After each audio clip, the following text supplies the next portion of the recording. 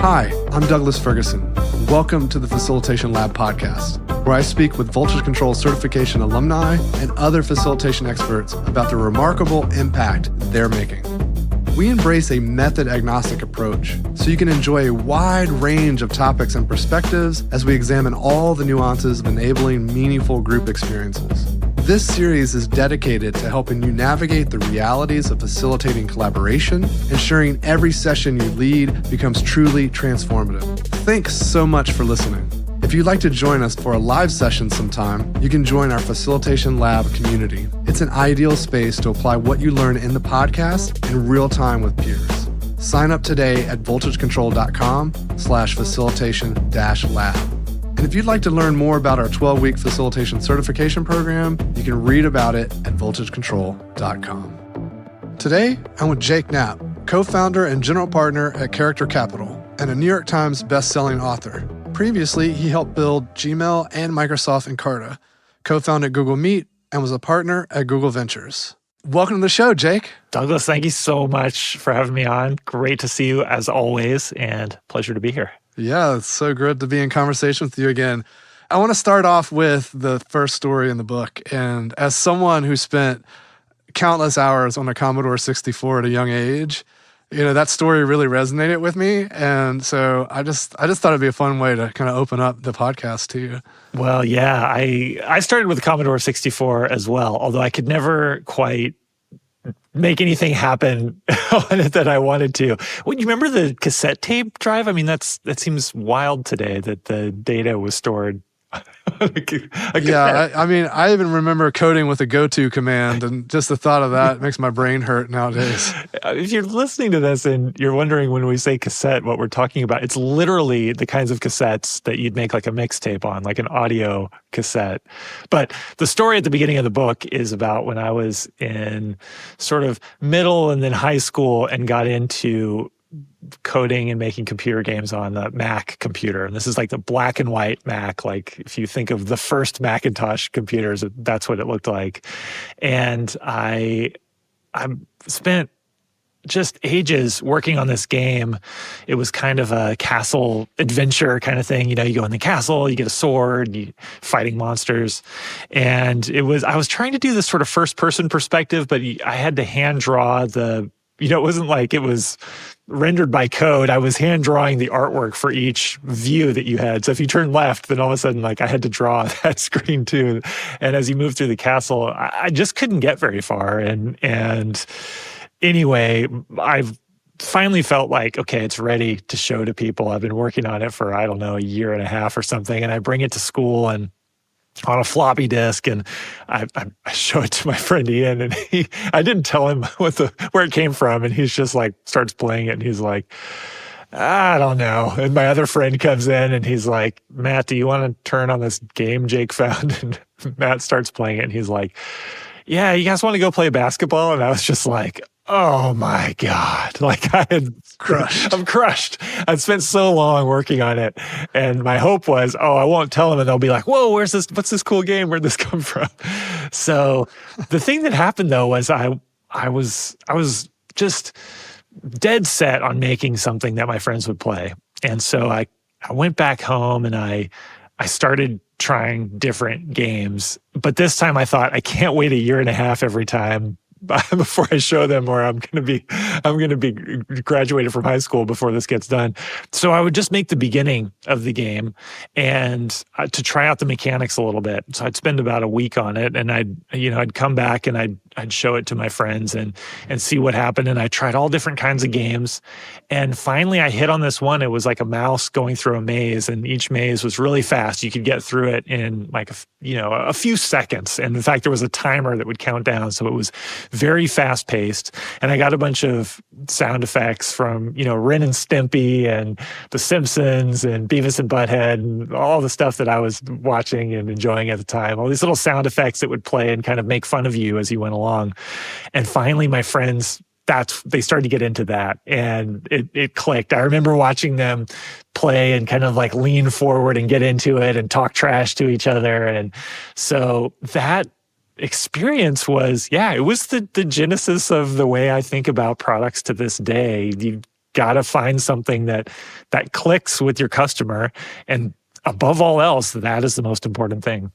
So I'm really curious, with that lesson learned so early on, were you able to avoid making stuff that didn't click, or did you still run into those moments where you thought you had it figured out only for other people to show you otherwise? Right. That sounds like it should be the origin story of, and then I went on and created, Blizzard and, but that's that Minecraft, but that is not what happened. I went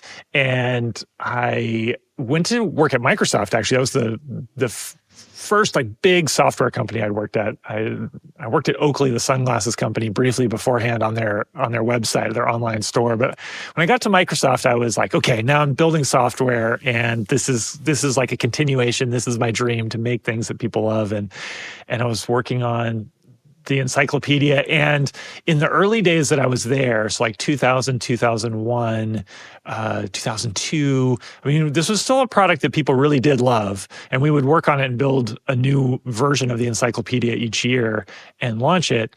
And there were a lot of really enthusiastic fans of that product. Kids used it to study, and it was really cool. But Wikipedia came out right around that time and started to just explode. And so it was pretty evident a couple years in that the internet was changing the way people looked for information. And we, with our CD-ROMs that you had to swap in and out of the drive, were not on the fast track to a long future. So the thing is, it took us a year to make a product and put it out in the world. And I kept thinking, I've got a new idea. This is gonna change the game. And it would take us a year before it got out there. And, it wasn't moving the needle, and it wasn't moving the needle. And this is a thing that can happen far too easily, especially if you're in a large organization, especially if you've had success in the past, but it also happens to startup founders. And so, if we fast way, way, way forward to today, I'm an investor with a fund called Character Capital, and we invest in early stage startup founders, and it can happen to them. It can happen to folks who are just getting started, just in that sort of garage phase, so to speak, that you can have this idea and be convinced that once you get it right and get it out to people, then it's all going to work. And you can talk yourself into, just as I did in high school, just as I did at Microsoft, spending a year and a half building something that in the end, people see it and they're like, It's also making me think about how you can make something that clicks, but then the market can shift and it can unclick. Yeah. And so it's about being just super conscious of how things are evolving, what's new, what's fresh. That's right. And a big part of the message of the new book is getting in touch with your customer and getting really crisp about what your belief is about what the customer needs, what the customer's problem is, how you can solve it in a special way. Get really crisp about that, put it into the form of a hypothesis, and then test that hypothesis. And you always have to test your hypothesis about the customer, because it does change. The world is constantly changing. People's expectations, their hopes, the solutions available to them, they're always changing. And that first started to become clear to me at Microsoft as I was working on Encarta. And when I went to go work at Google in kind of the mid-2000s, it was reinforced for me, because we were building products there that really were on that edge of changing the way people did things. I worked on the Gmail team and then co-founded the product that became Google Meet. And as we were doing these new things, you'd find that something that you tested, one week and it didn't make sense to people and they'd never try it. And, if you kept at it and tried to make it clearer and clearer, and as the world changed and people got more used to new things, hey, you know what? A couple months later, maybe they were open to it. Maybe you got it right and their world changed. And getting that intersection right requires a constant awareness of and experimentation with your customers. So I'm thinking about the foundation sprint and even the book itself, Click. What was the moment that sparked for you that this is necessary? Because there's a lot of talk of, is Jake going to do Design Sprint version 2? And, is it going to be like a newer, bigger, better Design Sprint or whatnot? But you went to the thing before. Yeah. And so, what was the moment that you said, okay, I need to go figure this out and write this book because that's what's needed next? Well, it's it's probably overdue for there to be a design, a Sprint 2.0 book, because I've learned things, Douglas, you've learned things. It's been a while that we've been running these, and we know there are improvements over what's in the book. But at the end of the day, it's a lot of work to write a book. Having done it a couple times, I wouldn't do it unless I knew that there was something that is just driving me crazy to not share it with people. That's getting a little ahead, though.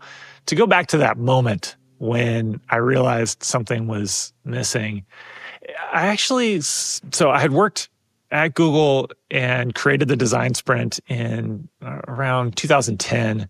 I ran the first one in 2010 and was starting to think about it in 2009 based on some experiences with Google Meet and with Gmail, where I'd run these sort of 1 week prototype sessions and then tested it with people at the end of the week and saw how powerful that was.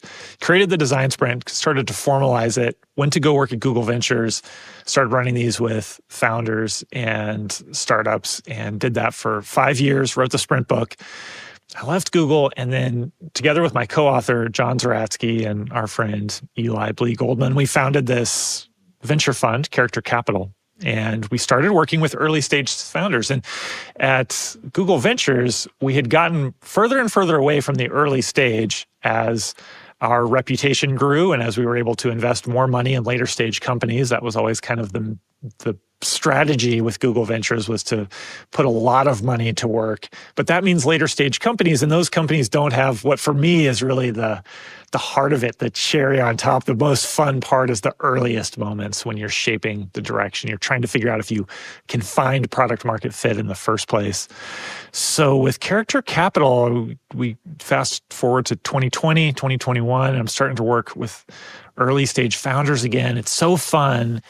And I started to notice occasionally we would do a brand sprint with them, or just have a conversation that, a sideline conversation in a design sprint, and started to realize that there were some really basic fundamental things that all founders think about and have some sense of, but rarely have made crisp. And let me be specific about what those are. It's rare that on the founding team, every person on the founding team, let's say there's 3 people in an early stage startup, it's rare that all 3 people will say the same thing if you say, who's your target customer? That they'll all define it in the exact same way. It's rare that they'll all 3 tell you what the customer's problem is that they're trying to solve. It's rare that they'll have an immediate list of, here's our top 3 to 5 competitors, and this is the one who's the most important. It's rare that they'll be able to quickly rattle off for you, here's our advantage that we have, the insight, the special capability that the competition doesn't have. And they all have a general sense of those things, but it's rare that all of that is super crisp. And unfortunately, it's also rare that they're really crisp about their differentiation. What's going to make our solution so much better than those alternatives, those competitors, the ways people are doing things today? What's going to make our solution so much better that it's going to make the alternatives look like junk and people will switch to ours? So they may have thought about differentiation in terms of industry or technology, but it's rare to have this crisp vision of the customer perception that we're trying to create. And so as it just came up from these conversations, and I remember starting to think, we don't have a good tool for getting at this. The brand sprint was actually almost the closest tool that we had. And the brand sprint is all around, figuring out, how do you want to express yourself through visuals, through language? How do you compare yourself? You think about like car brands, and are they more friendly or more of, an authority or like whatever.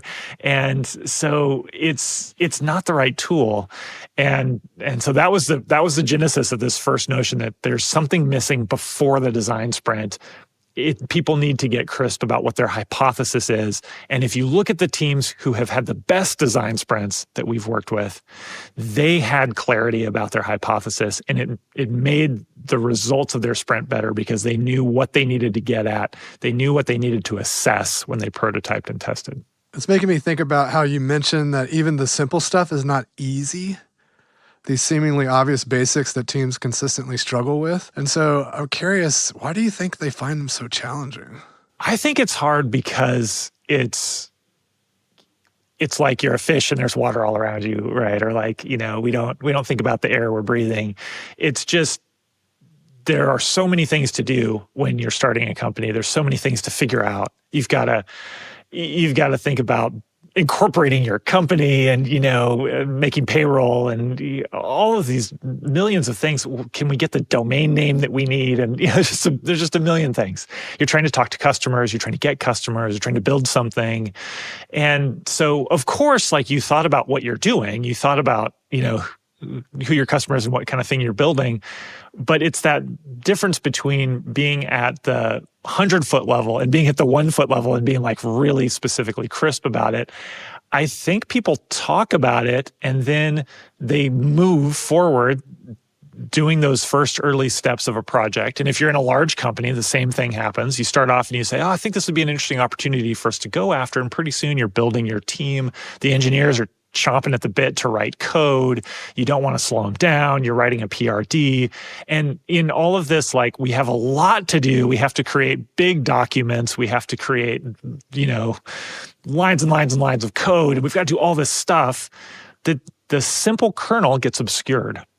Mm-hmm. And something that I believe is true about the most successful products that we've ever seen in the world is that they have clarity about that simple kernel. And they don't lose that clarity. And so the thing that they set out to do in the beginning is, we're going to solve this problem for people in a radically differentiated way. It's so different from what anyone else has seen before. And it's a cliche to talk about the iPhone, but it's a clear example of this. So much easier to use, so much more powerful than the products that had come before. And they set out to do that. And then that's what they build. And that's what they talk about when the product comes out. And great products, great solutions do that. And it's actually hard to keep clarity about the simple basics of what you're offering and to nail it in the right way. And so, yeah, I think it's just true that it's difficult. Let's talk about differentiation. What are some of the mistakes that startups make when trying to differentiate, and how can the 2x2 and clearer project principles help them? The biggest mistake, I think, is just that we don't realize how hard it is to stand out in the market and to make a compelling case to people that they should spend any time even thinking about what you're doing. Right? And so, I think the more we go along in life and we have the experience of creating things and offering them out into the world, the more we'll get the experience of that not going the way we hope. Sometimes, just as that happened to me in high school, and it happened with Encarta, and I've seen it happen with all kinds of things over and over again. Quite often we come up with what we think is going to be a lovely idea, something people get really excited about. We show it to them and they shrug. And it's not that people hate us. It's it's just that there's so much going on in everyone's life. And we have limited time, we have limited energy. So to spend the calories even thinking about adding something new into your work world, your life, whatever, it's something we don't want to do. We don't want to do it unless it's really compelling and really catchy and really like, just, gosh, I'd be crazy not to try this thing. So even to listen to the sales pitch is a lot. Even to look at your marketing page is a lot to ask. And then you get past that, to try the thing, that's a lot. Gosh, this untrusted thing from this startup I've never heard of, I'm going to sign up for it. Oof, that's tough. Even if you're talking about early adopters, it's tough to get them to make that step. There's so many things being offered all the time. And then to get people to truly adopt it, that's tough too. So I think the mistake that we all tend to make about differentiation is to undervalue just how fantastic something has to sound to penetrate through our natural armor against trying anything new, against listening to any new pitch, against all of the constant messages and shouting that's coming at us all the time from our inbox, from the news, from wherever you go. Everybody's trying to grab your attention. And to get through that, it's just got to be really, really special. And you should not stop experimenting with your differentiation until you're extremely confident that, wow, I've got a message now that's getting through the noise and people are excited about it. Do you ever find that startups will claim a differentiator that their competitor might claim, or put them in a bucket that the competitor would never say or the market would never perceive them in that way just because it's kind of an ideal kind of way of looking at it? And if so, what are your tips for helping them break out of that way of thinking and being more authentic maybe? I think it's quite common that if we set out to differentiate ourselves, our products, ourselves, individually or whatever, and we say, this is what makes me special, that we might not actually have the right viewpoint on our what we're offering. It may not be as, let's use the example of speed. So you might think that, gosh, the way our product delivers something, it's really fast, and that's going to catch customers' attention. But we might find that when we actually offer it to customers, when we run experiments, that they're not moved by that. That doesn't matter to them. They're like, well, the alternative's already fast enough. I'm not excited enough to change my approach by speed. And actually, I'll give you a concrete example of this. So we worked with a company called Orbital Materials. They're in our portfolio. It's a startup who was founded by a guy from DeepMind who had worked on this really cool project where they developed an AI to analyze X-rays for trying to detect breast cancer. And they were able to beat radiologists at diagnosing breast cancer from X-rays. And so this guy's a great mind and a great computer scientist. And he thought, I would love to apply AI to designing molecules so that we can find replacements for jet fuel and cobalt and things that are hard to develop today or rare, expensive. If we could design molecules, he thinks we can solve a lot of problems that the world either faces now or is going to face very soon in terms of shortages of items or high costs items. So he starts off this company, builds an amazing team of chemists and computer scientists, and then to make this business actually work, to make this vision actually work, they've got to be able to work with the chemical manufacturers. And so to go and set up a pilot program to get a design partner who will work with you as you're designing these chemicals and, hopefully finding some that work and actually be willing to say like, okay, now we're going to go through and manufacture some of these and see if they scale. He's got to make the case to these companies who have been coming up with their products in the traditional way, which takes years of trial and error through sort of traditional chemistry. They've been doing it that way for 100 years.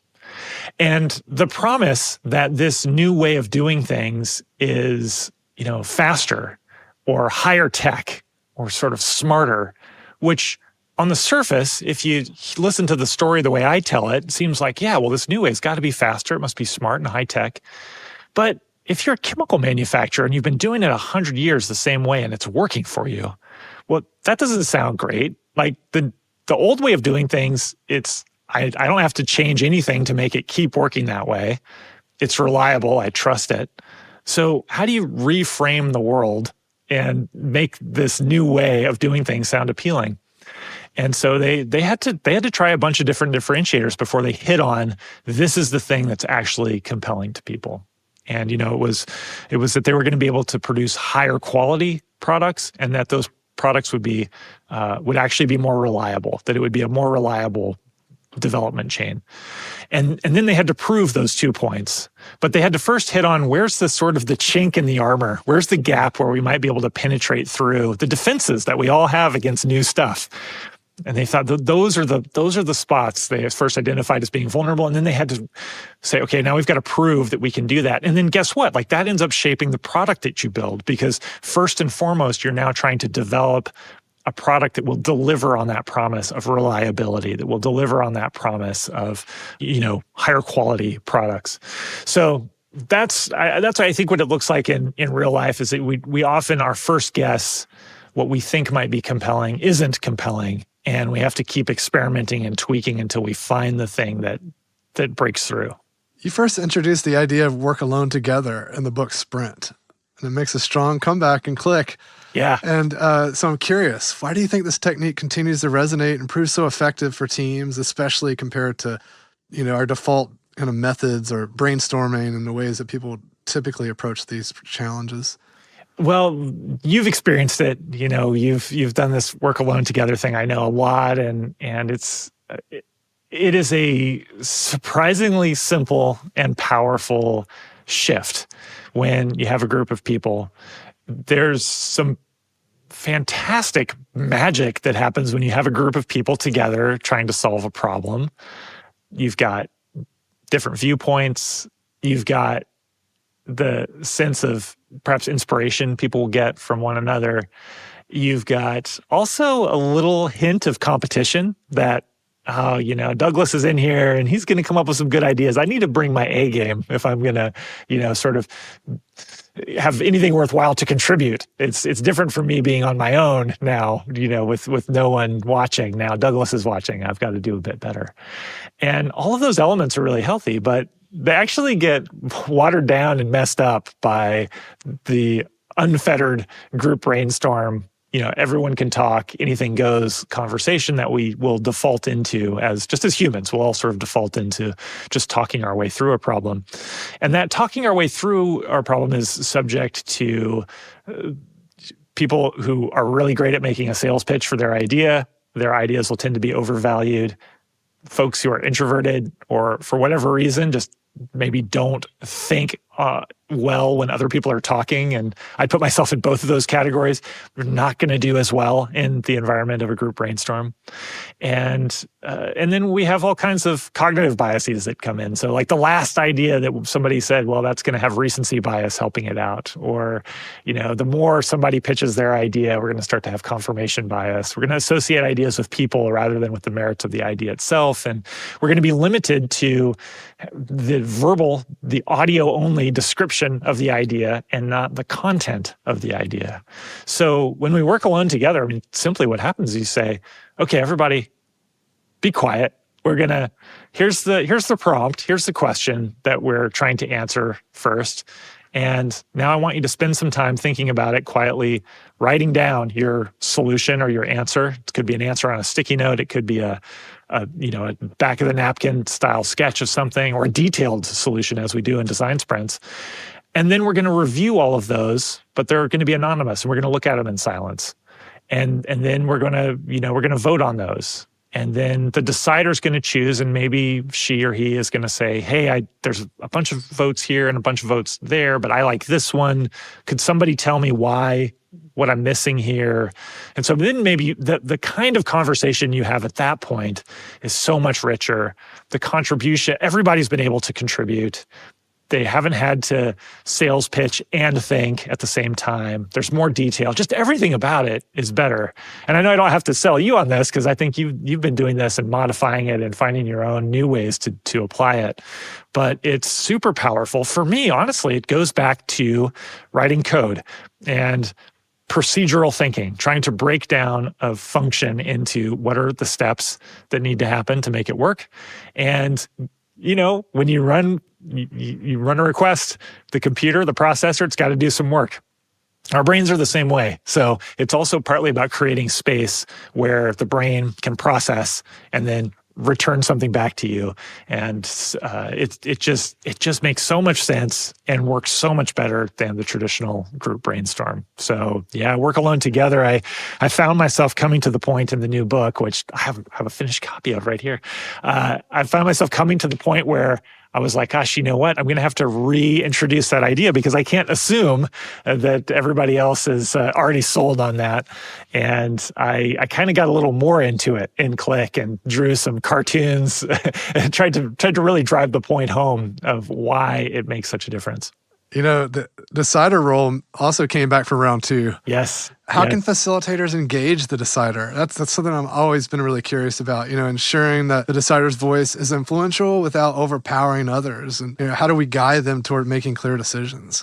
Yeah, if you're facilitating, the decider is your best friend. I mean, not that you have to cozy up to them in some way, but just that the decider makes it so much easier to navigate through a problem with a group of people, because at any point that you need to, you can flip to the decider and say, hey, can you tell us which of these options is the best? Or can you narrow this down now to a field of 3 where we can zero in on whatever? You've got a lot of possibility with a decider to snap out of what becomes an open-ended conversation or an open-ended debate at any point. The decider is your key to moving on to the next level, sort of unlocking the door to the next room that you have to pass through to solve a problem. And in the structures that I set up, whether it's the design sprint or now the foundation sprint, I'm very intentionally setting the decider as the lock opener into the next room as we go from one batch of activities to the next and to the next and to the next. And if you're a facilitator and you're either running a foundation sprint or crafting your own structure, I think that's the first simplest thing, is just to use the decider when you're at a point when it would be otherwise hard to make progress. They make the call. They move things along, and you can call on them even before your process is ready for it if you need to break a tie or to tell us, do you feel like we should spend 3 more minutes talking about this, or have we heard enough? I mean, anything goes. The thing about the decider is that the method has to create enough space for everyone to contribute, that it doesn't just become a decider monologue, going all the way through. And so for me, it's a balancing act between, now if I think about a small startup and we think about, hey, there might be 3, 5, 10 people in this early stage startup, the CEO's usually the decider, although not always, depends on the content of the sprint. But the CEO's voice is incredibly important here. We don't want to make a decision that subverts what the CEO, what she wants. We shouldn't have the group's decision, a democracy, subvert what the CEO wants to have happen, because it's sort of her company, her role to make those decisions. But at the same time, we should provide her with as much we should provide her with as many tools as possible to make the best decision possible. And that means getting something good from everybody that she can evaluate and getting some sense of the group's evaluation of those options. So as we talked through the work alone together structure, it's everybody comes up with their own proposal in silence. Everybody reviews and votes in silence. Sometimes even people will write down their decision or their proposal on a sticky note in silence. And then the decider makes the call, and she's encouraged to, draw out those conversations. And the facilitator, you can intercede there. And when you see maybe the decider hasn't paid enough attention to this stuff, you can slow things down or speed them up. And I think that's one of the key powers of the facilitator. But the structure itself also should always elevate competing opinions for the decider, should always give pause to the decider before she makes the decision. But you also have to be really careful as a facilitator that you don't let that methodology overwhelm the decider's intuition. At the end of the day, the most important thing about the way that I work with teams, the foundation sprint where you're creating a hypothesis or the design sprint where you're testing that hypothesis, is that we need the decider's intuition to get great. It may not be great in the beginning, but we need it to get to the place where it's great, because the deciders ultimately are predictor of what's going to work. They're going to make a prediction, and we're going to follow executing on that prediction, and then we're going to hope it comes true in the end. There's a pot of gold at the end of the rainbow. So in these sprints, we're trying to zero in and identify the decider's intuition. We're trying to tune it and give it every advantage of the team. But ultimately, the decider's forming the hypothesis, and then the decider saying, this is the form of solution I think will prove that hypothesis. And every time we run an experiment and test with customers, we're showing, well, here's what the world said. It said you're wrong, And when that happens, that's a powerful moment for the decider to get better, for their intuition to improve and improve and improve. The success of our product ultimately will be the result of how well we can inform and improve our decider's intuition, or how strong it is to begin with and how much we can isolate and clarify it. So anyway, that's a lot, but that's, as a facilitator, that's what I see my job as doing.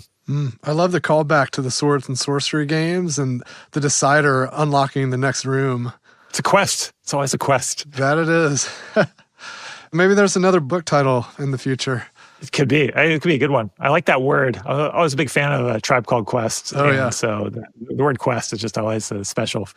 So let's talk about magic lenses for a moment. You talk about it being an activity or a way to explore conflicting opinions, which I think is really important when we're bringing groups together and, harnessing the power of diversity. So how can facilitators best guide teams through this process? Magic lenses is an activity that, if I do say so myself, I'm really proud of it. I think that for the past, 15 years, you could kind of boil down what I've been doing with design sprints and now the foundation sprint. You could kind of boil it all down to helping people make decisions about things that are hard to decide on. And part of that is time boxing, so you accelerate those decisions. But part of it also is evaluating multiple paths, making sure we've clarified what those paths are and identifying them. In a design sprint, that's sketching different solutions that we might prototype and build. In a foundation sprint, on day 2 of the foundation sprint, it's about identifying the approaches that we might take to solving this problem. So not the specific solution, but like, are we building a plugin for somebody else's software? Are we building standalone software? Are we building a dashboard? Are we building a chatbot? There's all these different broad paths that we might take. And then in a design sprint, we'll get really detailed on, okay, what's the form of that thing look like? And making a choice like this, when I thought about it for these early stage founders, it's like you have the opportunity to pre-pivot. Often you're a founder, you start building something, it's just not working out. And like me showing my friend Ian this computer game, I realize I've got to go in a different direction. I've got to pivot. Well, if you could have that moment of thinking, so what are my other options? If you could do that first, you might either have more conviction about the path you're already on, or you might say, gosh, this other one, when I evaluate it in the context of my differentiation and everything I've been thinking about with the basics of my project, I actually think I have a better shot at this other path. I'm gonna pre-pivot. Anyway, that's a huge decision to make. And even though in a foundation sprint, we're only forming a hypothesis, we're going to experiment right away with a design sprint. And if I haven't made it clear already, the idea is you run this 2-day foundation sprint, and then you go right away into 5-day design sprints to test it, to run the experiments. But even if it's just a week at a time experiment, it's still a big decision. We want it to be very carefully considered. So the idea with magic lenses is to use 2x2 charts, that old business school standby, to plot out different viewpoints on our options. So if let's say we've got 3 different options for how we might approach this problem, option A, option B, option C, we're going to look at those through the customer lens. What solves the customer's problem in the best way possible, and plot that out on a 2x2. Think of the 2 factors that for us are most important for the customer solution. And, which of these is the easiest to use and solves their problem in the best way? And that'd be in the top right. Maybe option A is in the top right there. And then we think about the money lens. Well, we're going to need to turn this into a business. So which of these has the highest long-term value to a customer? What do we suspect people would pay for the most? Which has the largest possible audience of customers? And now maybe option B is in the top right. And option A has been, in this one, maybe it's in the top right quadrant, but it's not pegged right into the corner there. And, option C is somewhere in the mix. And now we look at growth.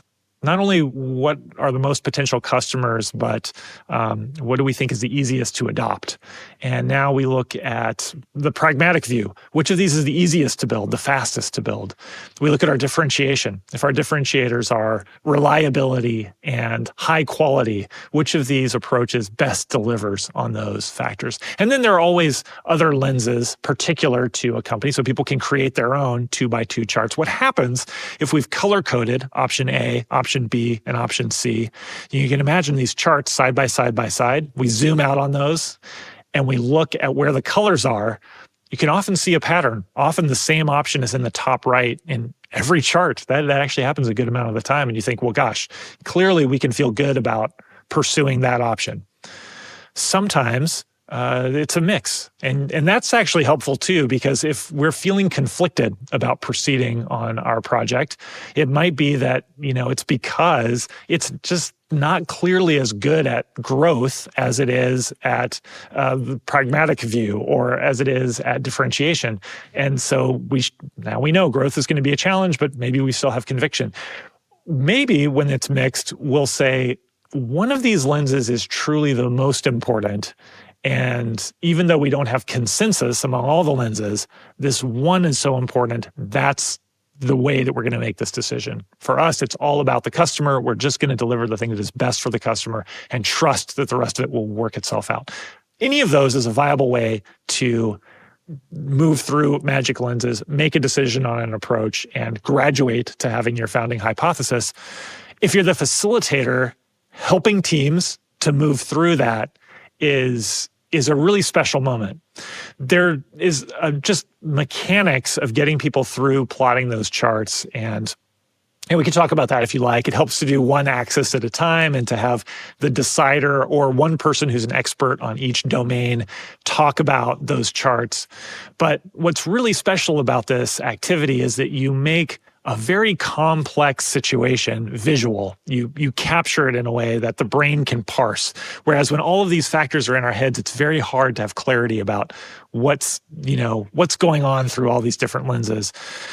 As a facilitator, your guidance to the decider about what you see, about where you think they should give a little bit of extra care. If they're not in that situation, if it's consensus, it's easy. But when there's not consensus, deciding, okay, is it the best idea here if I have the whole team vote on which lens is most important? Will that give the decider the sort of pause that they need to consider this? How do I make sure that the democracy of the team doesn't outweigh the intuition of the decider?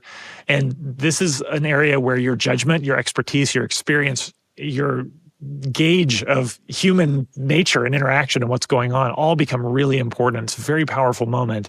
And it's just potentially, I think, a super tool that you can use not only in the foundation sprint, but in any situation where people face a complex decision and the stakes are pretty high for getting that decision right.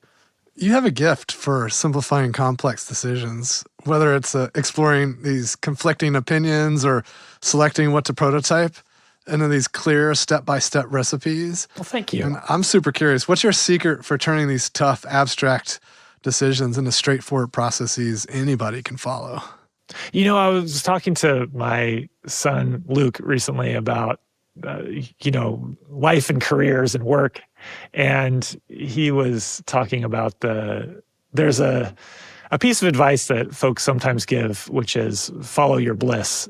And I am actually a bit of a skeptic of that advice.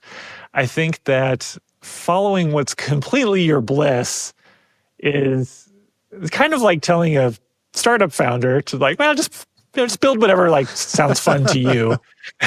and that could work out. There are certainly examples where that does work out, but it really only works out if there's a market for your bliss. And so I told him I thought perhaps a different way of thinking about it is you should be aware of your bliss. You should make time for your bliss, to plug another book of mine. Your bliss may be a hobby, but you must find a way to become obsessed with the thing that you do. If you can become obsessed with it, if there's enough interest and excitement that you can really, for the long haul, dig into this thing and be obsessed with getting it right, then that's I think a more likely predictor of both your satisfaction and happiness as an individual, and that your work will find a market of people, an audience of people that'll matter to people. And for better or for worse, I became obsessed with the beginnings of projects and those decisions that people made, and I just can't stop thinking about it. And it drives me nuts when I'm in a conversation and we start to make a decision and I can tell, and sometimes it's me who's screwing it up, but I can tell that in some way we're screwing up the way we're processing it. We're taking too long. We're not considering enough options. It just feels like, oh man, something's going wrong here. And as somebody who is not maybe maybe I'm not naturally even like the most decisive or naturally the most analytical or rational person.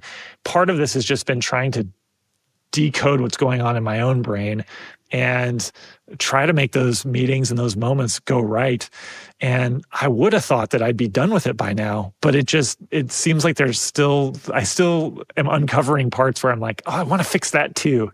So I'm just obsessive, and gosh, if it's helpful for folks, that's fabulous, because I kind of at this point can't stop.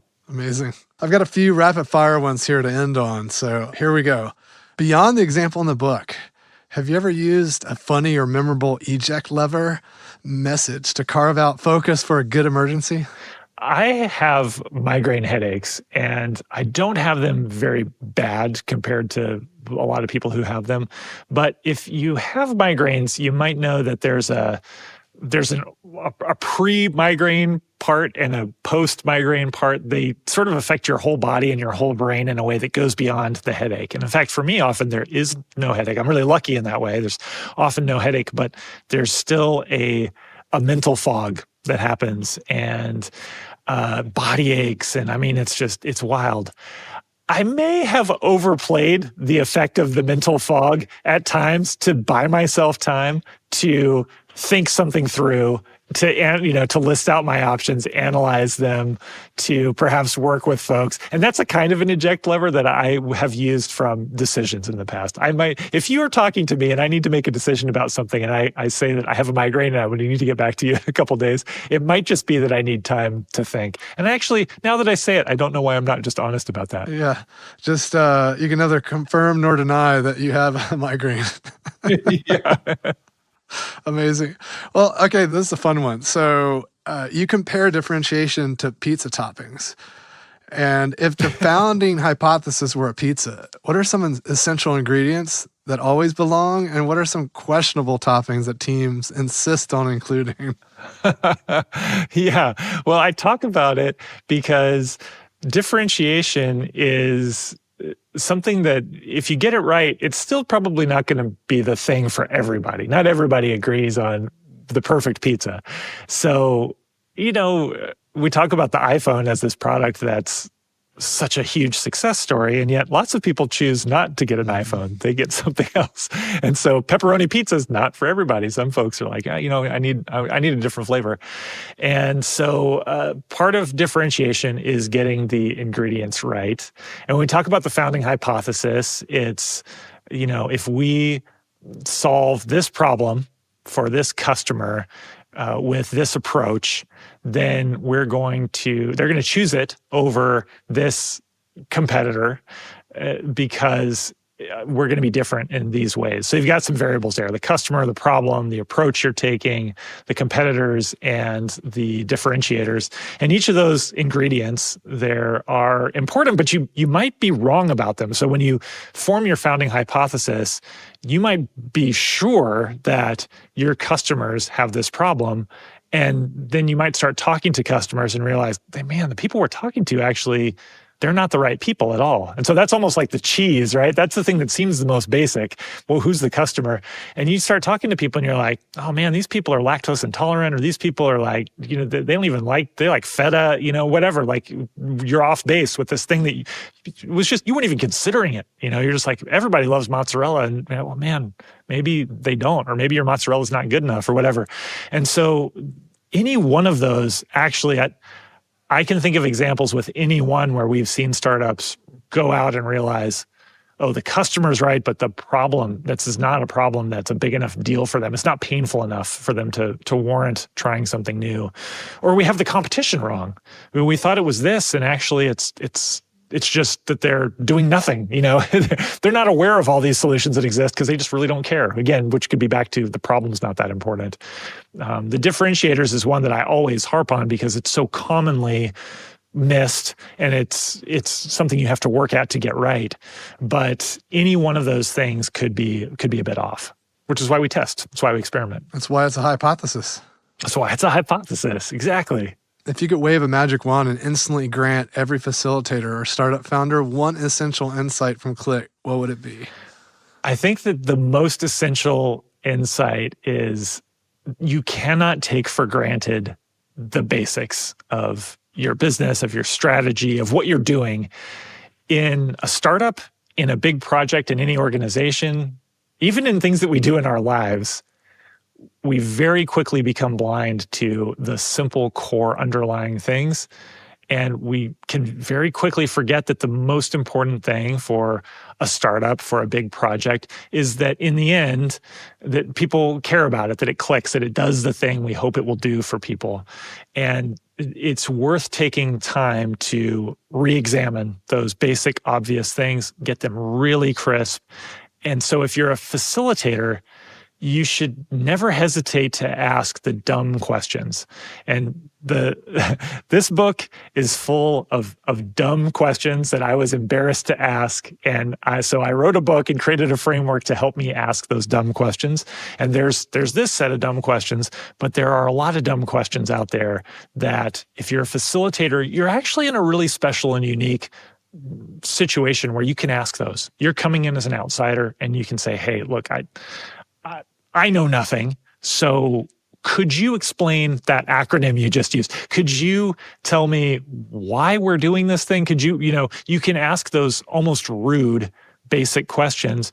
And I promise you, like 80 to 100% of the people on the team who should know the answer to, they're going to thank you for asking those, for clarifying the basics.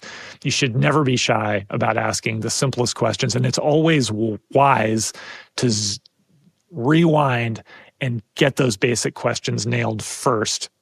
The assumptions we make are often where we fail. It's such a gift to a team when you can shine a light on some of those things that maybe they've been afraid to bring up, because it's like, I think we're supposed to have this figured out, but I don't know if I want to admit that we're so far off base here. Yeah, absolutely. Absolutely. And there are just far too many situations where those oversights, not through any malice on anybody's part or even really malpractice, it's just our human nature that we're like, okay, good, that we know what we're doing, let's go. And those oversights end up being the thing that makes it fail in the end. And what's a bummer about that? I mean, sure, from a Machiavellian perspective as an investor, or a capitalist perspective, I guess, I'm just hoping that if we get those things right, your business is more likely to succeed. And if I've invested in your business, then I'm going to make money in the end, right? So I'm very self-interested in getting this stuff right. But it's most costly in the wasted human energy and time that goes into things that people in the end don't care about. And that is what's the most frustrating to me, is seeing people pour their energy with the hope that it's going to pay off. I'm putting all of this time in, but in the end, it's going to be worth it because we're going to solve this problem for customers. And then in the end, when people shrug, it's just so demoralizing. You've lost all that effort. And that's what you can't 100% solve that. But if we get the basics right and we experiment to prove to ourselves to every extent possible that they're right, we have a chance of saving a lot of human effort. And that is very worthwhile. Very well said, sir. And I think that brings us to our end. And I just want to say thanks for the conversation, Jake. It's always a pleasure being with you, and I look forward to our next time. Always a pleasure to speak to you as well, Douglas. And listeners, if you made it this far, check out theclickbook.com and see what you think of the book. Would love to hear what you think after giving it a read. Thanks for joining me for another episode of the Facilitation Lab podcast. If you enjoyed the episode, please leave us a review and be sure to subscribe and receive updates when new episodes are released. We love listener tales and invite you to share your facilitation stories. Send them to us on LinkedIn or via email. If you want to know more, head over to our blog, where I post weekly articles and resources about facilitation, team dynamics, and collaboration. voltagecontrol.com.